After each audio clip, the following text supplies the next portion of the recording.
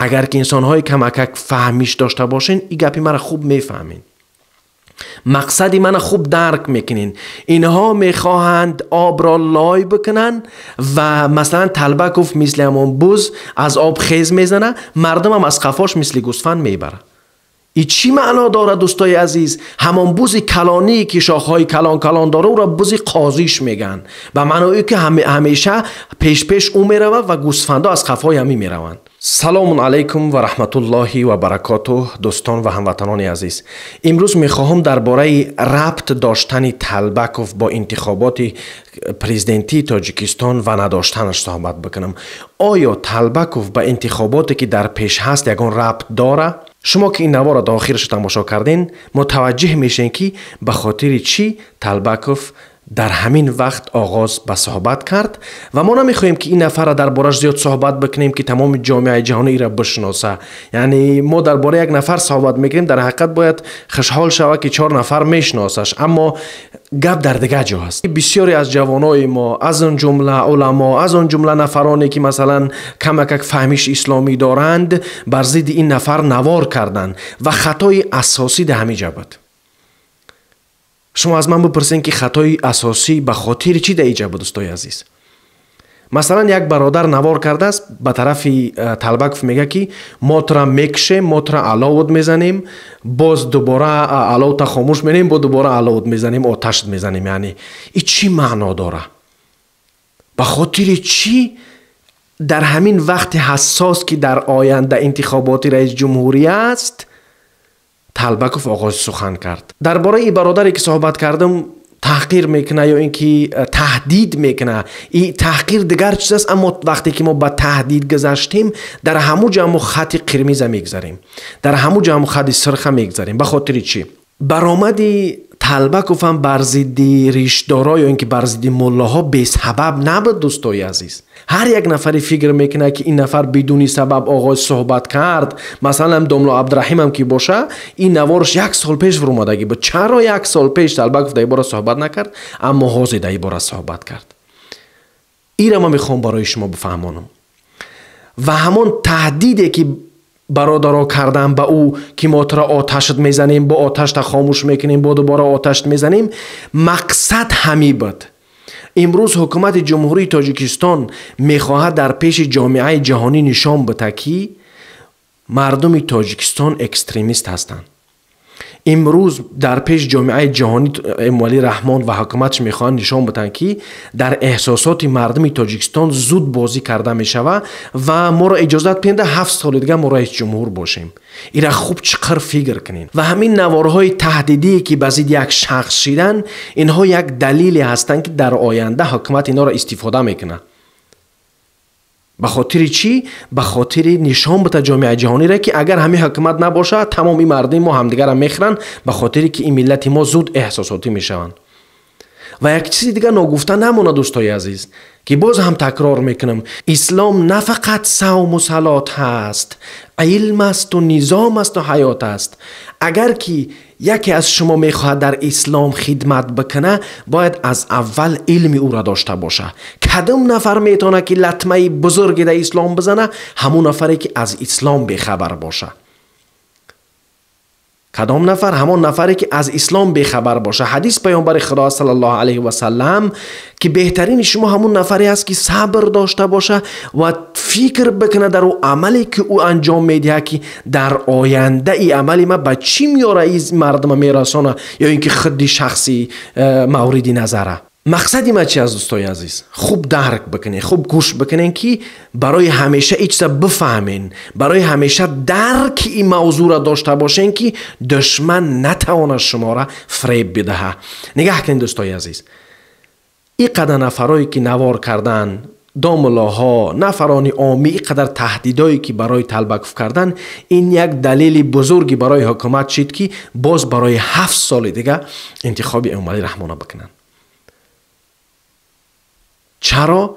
چون که به جامعه جهانی باز تکرار میکنم نشان میخواهند بدهند که ملت ما آماده نیست که خود حکومت را دست بگیره. ملت ما را نمیخواهند که در پیش جامعه جهان یک ملتی با فهمیش با تفکر نشان بدهند. اینا میخواهند ملت ما را فقط چی نشان بدن؟ که اینا احساساتی هستن، اینا درک مسئله را ندارن، اینا زود جنگی میشون. به همون خاطر برای ایوا یک دیکتاتوری در کار است که فقط اینا را همینطور سخت بقپه. به همون خاطر طلبکوف هم گپ زد دوستای عزیز. به همون خاطر به احساسات شما رسید، پرووکاسیا کرد و بعضی از دوستان نفهمیدن. پرووکاسیا باعث این میشه که در آینده انتخابات بگذره و مردم هشو به همین طلبکوف شوه. طلبکوف هیچ مشروعیت سیاسی و فرهنگی در کشور نداره. همچون یک شخصی بزرگ مطرح نیست. اصلا یک نفری مثلا که سیاست مدارم باشه مطرح نیست. اما گپ در دیگر چیز است. حکومت که هست و مانند طلبک ها زیاد داره و از اینا میخواه استفاده برای که مردم به احساسات داده شوند. وقتی که به عقیده مردم میرسن، وقتی که به احساس دینی مردم میرسن، مردم ناراحت میشن و دیگر خود اداره کردن نمیتونن. دیر نگذشته از دوستای عزیز، شما در یاد بیارین همین مسئله ای که بسیاری از جوانای ما به داعش رفتن. چرا جوانای ما اینقدر جوانای با ادب نیز بودن؟ چرا اینا به داعش رفتن؟ چون که به احساسات اینا بازی کرده شد، چون که اینا را فهمیده او طرف روی کردن. بسیاری از جوانایی که درک و فهمیش سیاسی نداشتند یا اینکه علمی سیاسی و اسلامی را خوب نمیفهمیدن برفتن طرف داعش و بسیاری از اینا کشته شدند. فراموش نباید کرد که امروز صدها کودک و زن تاجیک در زندانهای عراق و سوریه اذیت میکشند. از خاطر چی؟ از خاطری که بسیاری از نفرها درک ایره ندارند که اسلام نه فقط صوم و صلات است، اسلام فقط نماز خواندن نیست، اسلام فقط ذکر کردن نیست، اسلام علم است. علم داره اسلام، فهمیش یک درک کردن یک چیز است. شما نگاه بکنین که خسارتی که داعش برای اسلام آورد هیچ دشمنی اسلام برای اسلام نآورده بود. خسارتی که این نفرای نیمچه ملا یا اینکه نفرای بی سواد به اسلام آوردن هیچ دشمنی اسلامی کارا نکرده بود. چرا اینا خسارت آوردند؟ شما نگاه بکنین که در دوام 15-20 سال اخیر در اروپا در یک سال زیاده از 40-50 هزار نفر اسلام قبول میکردند. اما وقتی که داعش پیدا شد، وقتی که اینا مردم کله بریدند، دیگر مردم اسلام قبول نمیکنند، چون که اینا اسلام از طرف بدی نشان دادند. به همون خاطر بدترین انسان و ذلیلترین انسان همان نفری هست که نافهمیده کاری را میکنه. درک این مسئله مهم است. امروز نام اسلام از سیاه کردن با کله‌بری، با جنگ، با دهشت، با تهدید و از این چیز استفاده بردند. نقل چوپان و بزه میخوام برای شما بکنم دوستای عزیز. یک چوپان بود، یک رمه گوسپند داشت یا اینکه گوسفند، خوب ادبیش بگم، و نزدیک به یک آب شد با گوسپنداش و بزهایی که از پیش می رفتند. همان بوز کلانی که شاخهای کلان داره او را بوز قاضیش میگن، و معنی که همیشه پیش او می رود و گوسفندا از خفای همی می روند. وقتی که لبی آب آمد بز نمیگذره، همون قدر دنگل شپش کرد بز از آب نمیگذره تا اینکه گوسفندا بگذرن. در همون طرف بالا یک موی سفید نشستگی بود، طرفش هم تا نگاه میکرد، خنده میکرد و این چوپان هم از اون موی سفید پرسید که ای موی سفید، آخی چرا خنده میکنی؟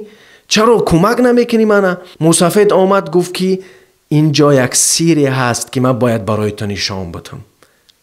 خوب توجه کنین دوستای عزیز، خوب توجه کنین که این چی سیر است. این موی سفید یک پیرانسال چی چیزی را میخواست به این شخص نشان بدهد؟ وقتی که موی سفید به لب آب آمد، آب را لای کرد. وقتی که آب را لای کرد، لایل قشید که آسان فهم باشه برای شما دوستای عزیز، بس درم یک ثانیه خیز زده از آب گذشت.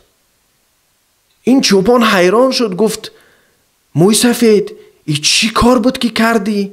به خاطر چی کار به وقوع پیوست؟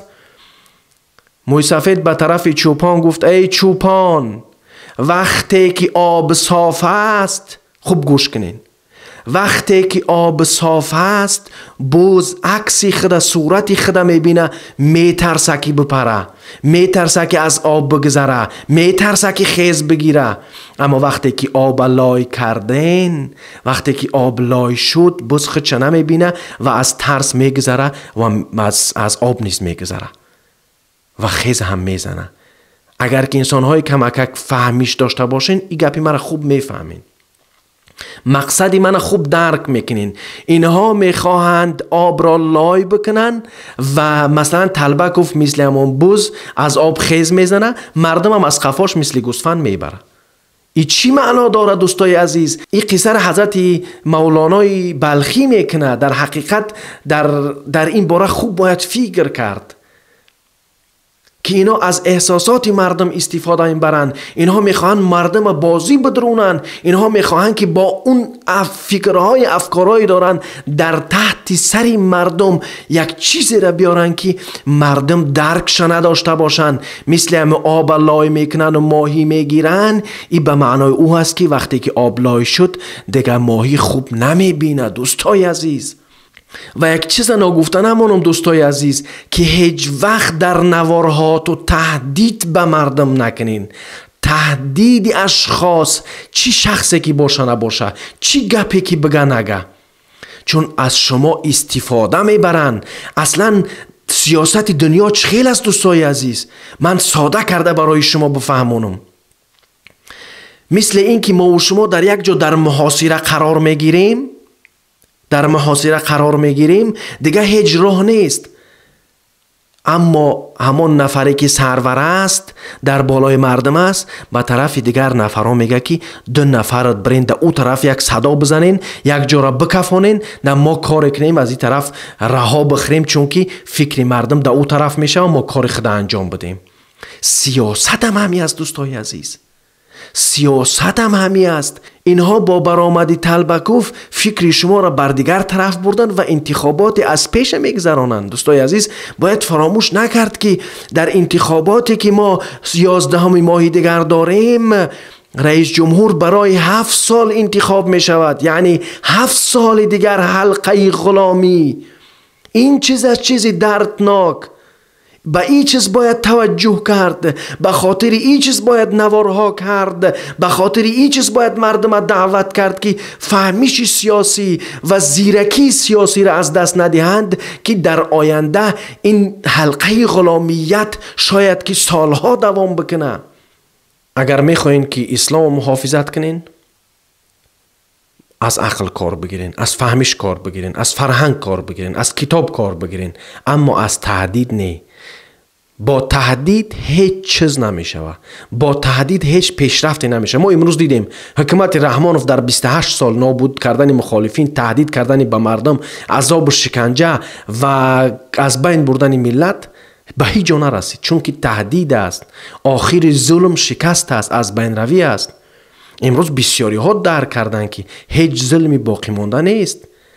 خب با همین خداحافظی میکنم دوستای عزیز و انشاءالله که همت ساق سلامت بمونین و به نفرایی که حماقت دارن، احمقی میکنن، پروکاسیا میکنن اهمیت نتین.